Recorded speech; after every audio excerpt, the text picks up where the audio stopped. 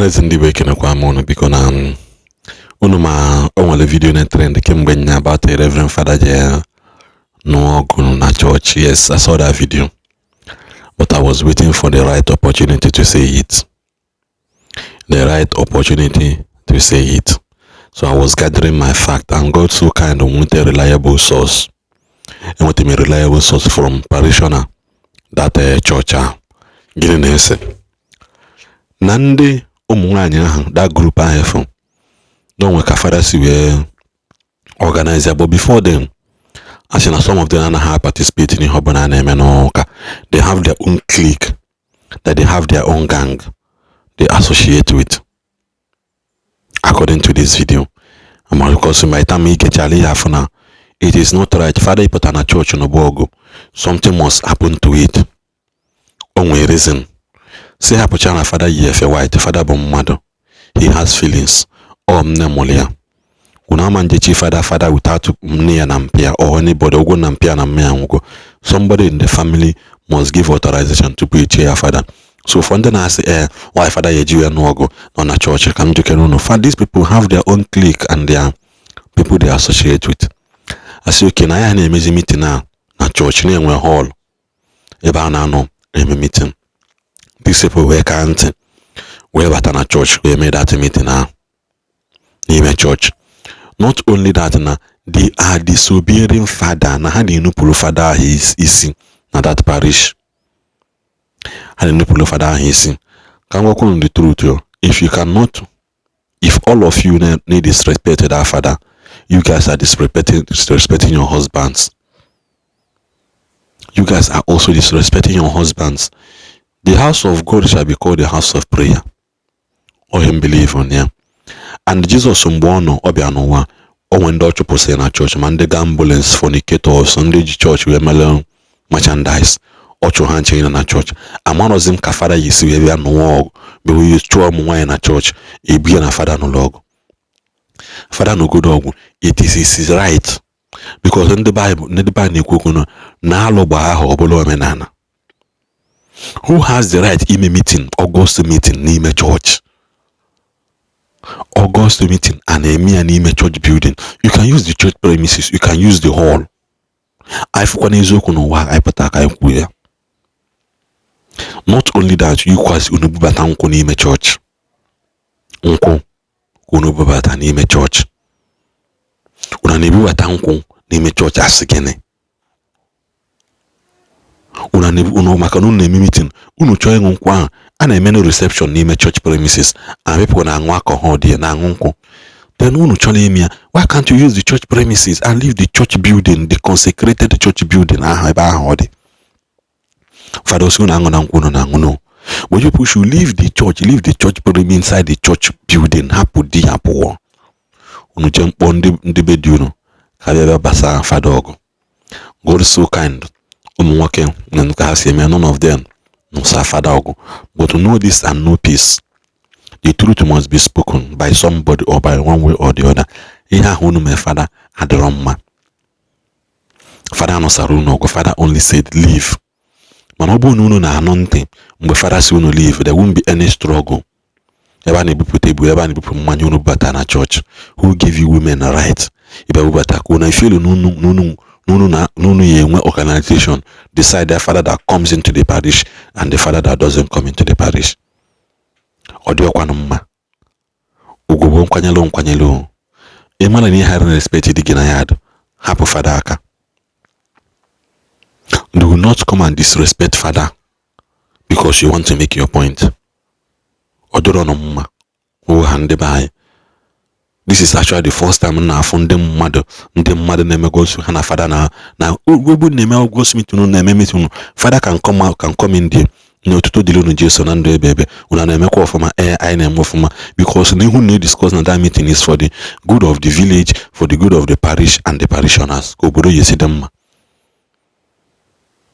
But why bringing Mwanyanime church? Why disrespecting father? Every father say, who name is in this thing here? Because obugo kwambe unu na eme that thing. You guys don't even associate with other people can say menka. Then they complete the voice note kuno no ki hemeno. okwu maka ndị na-ebele ma fada n'ihe ome. Father should not be held responsible for that. Those women should be held responsible for the action father take. Gordon.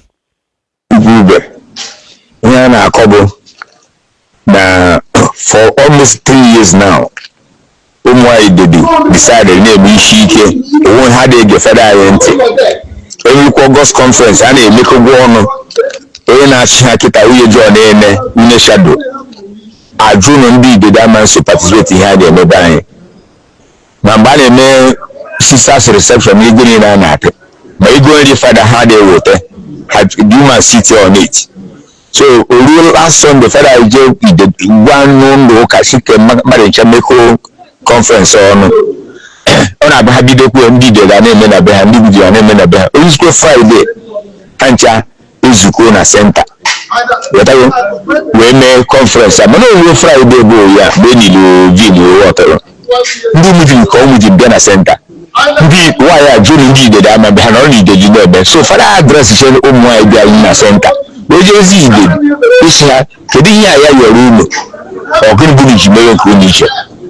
So in course of that, most from Roger. I was able this video about them na phone no more easy than it is go father here. So and you what that thing but your father in his own first self-defense or in the that is the true picture of what happened. So listen to these recordings. It is in Igbo language, but I will interpret in English afterwards. It is a recording from a parishioner where there was that misunderstanding between the parish priest and the CWO members. Listen carefully and I will explain in English afterwards.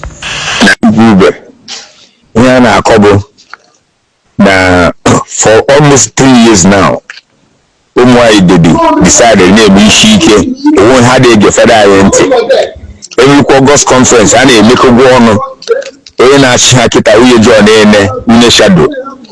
I drew on the diamonds to participate in had a mobile. Mambane me sister's reception, you go in an act. But you go in the father had a water, had human city on it. So last Sunday, father did one known look at Shika marriage conference on a habido and did an emen of a new video and emen of a Friday. Ancha Izukuna Center. We may conference. I'm no Friday go ya Benny video water. Do moving come with the Ghana Center. Why are Julie did I'm a only the Geneva. So for that address is in Ghana Center. We just did this year. Your room or good village American. So in course of that, most from Roger. I was able this video about them na phone no more easy than it is go father here. So and you what that thing but your father in his own first self-defense or in the that is the true picture of what happened. Alright, I will make a summary of what he just said. According to the parishioner who made this voice note, he said that for almost 3 years in the parish, obviously they have two zones from what he said, Umudim and Idedu. That the women of Idedu, the CWO of Idedu zone, have not always complied to the instructions of the parish priest, which invariably means that those of Umudim are complying. Alright, so that even some contributions, like when there's a reception of a reverend sister in the parish, the zone did not do that, and normal contribution every month for the feeding of the priest in the parish, the zone don't comply to that. Right, and a particular woman who is their present CWO president in that particular zone has sat on all these things. Good. So coming up to the August meeting, usually in most parishes, even in my own parish here and other parishes in the eastern zone, I don't know what happens over there in other part of Nigeria. There is always zonal August meeting. After the zonal meeting, then they come up to the center for the general meeting where everything is concluded. Good. So this particular zone, the priest instructed, let everybody do their own zonal meeting, and on Friday come up to the parish for the conclusion of the meeting. Then on Friday, the women of Umudim came up to the parish for the meeting. Father came out, it was only the women of Umudim whom he addressed, and afterwards he headed down to Idedu zone. Getting there, which is where this happened, he started inquiring from them why didn't they comply with the instruction given to them ab initio. right? And something led to the other, according to the man who was narrating, and then what they saw was this video. All right. Even at that, I still maintain there could be other way to address this than that particular physical outburst. Remember, priests are also human. We also have emotions. That doesn't mean I'm justifying the priest's action. All right. Also, on the part of the women, they were adamant and they refused to comply to the willingness and the spirit of unity and solidarity in the parish. All right. As we wait for further testimony to come upon this is what we have for now. So God bless you all and keep you safe.